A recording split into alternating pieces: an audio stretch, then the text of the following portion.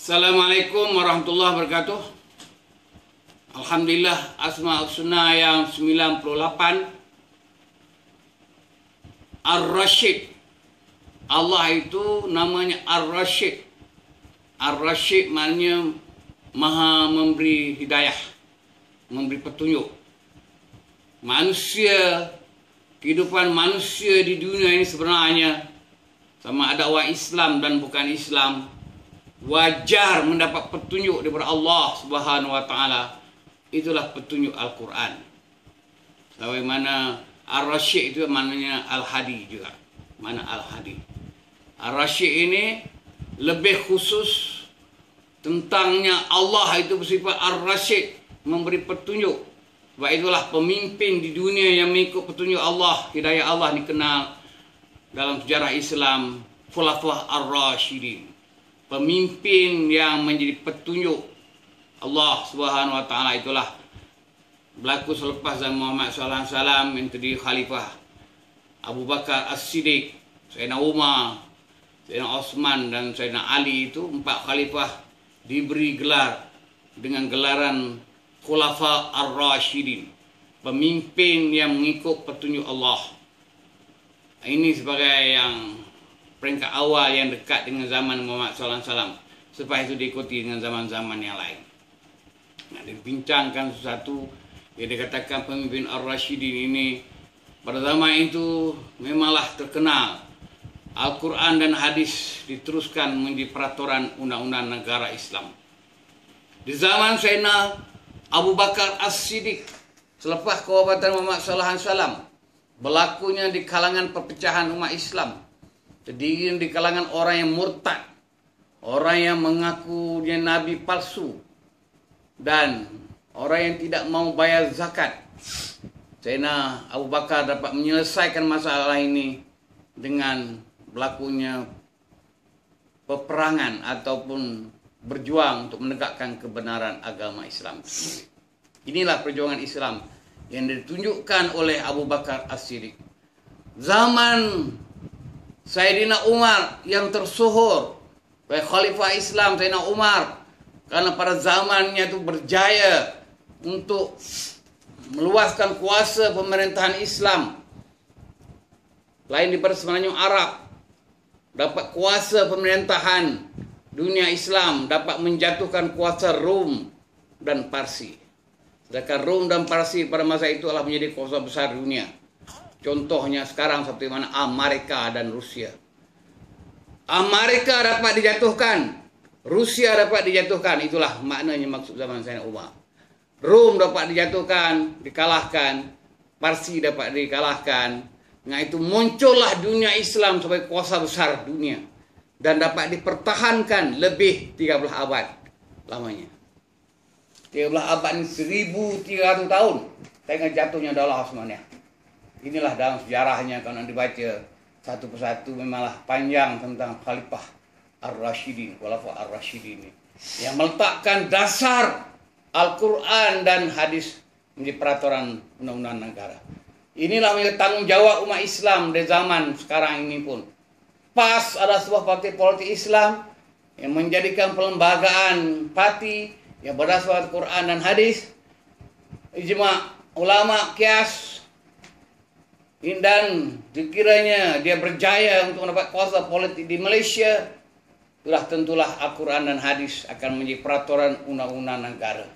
Inilah yang membezakan parti PAS dengan parti UMNO dan parti-parti politik yang lain yang sekular, kerana semua parti-parti politik yang lain adalah meneruskan pelembagaan penjajahan yang ada sekarang ini. Sedangkan PAS untuk mendaulatkan sebuah negara Islam yang berdasarkan Quran dan hadis, dan PAS itu masih mempertahankan kedaulatan negara berdasarkan kepada Quran dan hadis itu mengikut pelembagaan yang ada sekarang, tapi dalam mentafsirkan Islam, agama persekutuan itu adalah dasarnya adalah Al-Quran dan hadis.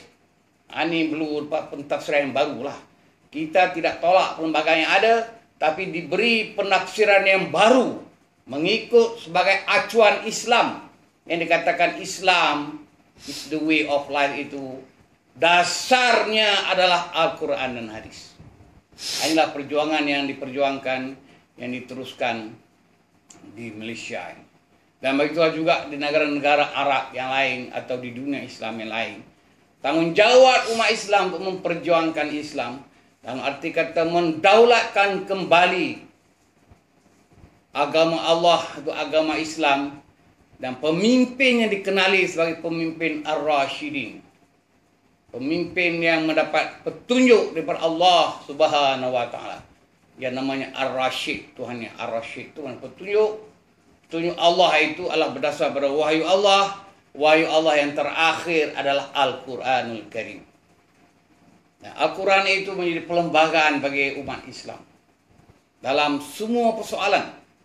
Sekadar hari ini orang Islam menjadikan Al-Quran itu perlembagaan Islam hanya soal perkahwinan saja. Karena ada perintah dalam Quran, "Fangkihu, kahwinlah kamu." Maka itu dilaksanakan dalam dunia Islam. Semua ada besar, ada sampai masa ada regu masing-masing nak kahwin, dan kahwin cara Islam itu berlaku atas dunia Islam. Begitulah soal sembahyang. Al-Quran mengatakan aqimus shalah, kerjakan solat, wa atuz zakah, tunaikanlah zakat. Ini masih berlaku dalam dunia Islam. Begitulah puasa Ramadan, puasa sebulan Ramadan, dan wahajul bait, pergilah haji di Baitullah. Memang berlaku dalam dunia Islam atau berlaku. Cuma nak pergi haji sekarang ni terpaksa tunggu sampai 30 tahun untuk gilirannya. Sedangkan perintah haji itu adalah siapa yang berkemampuan, yang mampu si perbelanjaannya dan keselamatan perjalanannya, bersegeralah untuk mengerjakan ibadah haji. Nah, ini tanggungjawab ibadah khusus ini berlaku di dunia Islam. Karena ini masalah yang timbul di dunia Islam ini adalah soal ibadah umum yang menyentuh soal politik, ekonomi, sosial, pendidikan, pemjinayah dan jihad. Ini tidak berlaku dalam dunia Islam.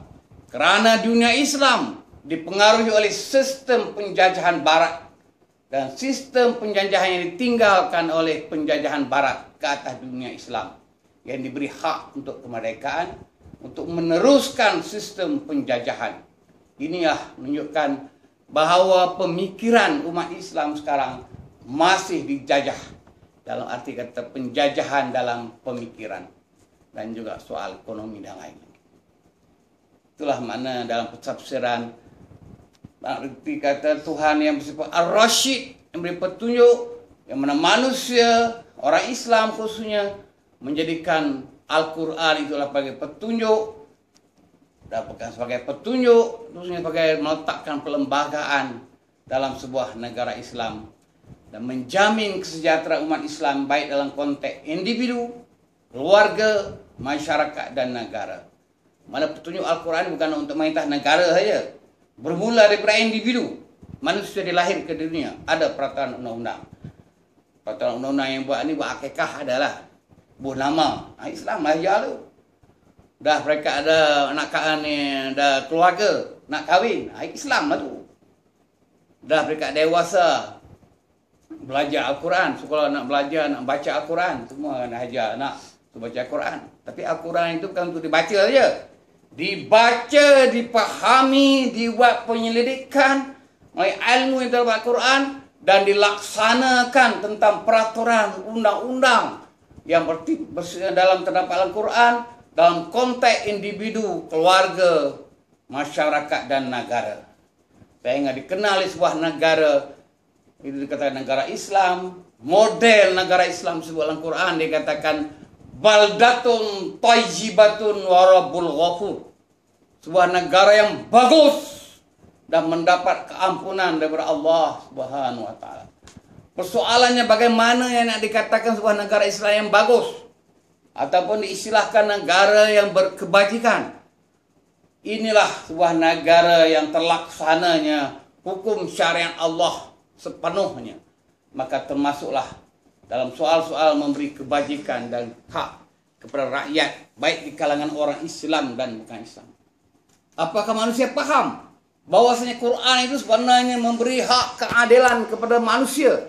yang ada di atas dunia ini kalau dilaksanakan hukumnya, baik di kalangan orang Islam atau bukan Islam. Al-Quran itu bukan nak jaga orang Islam saja, tidak.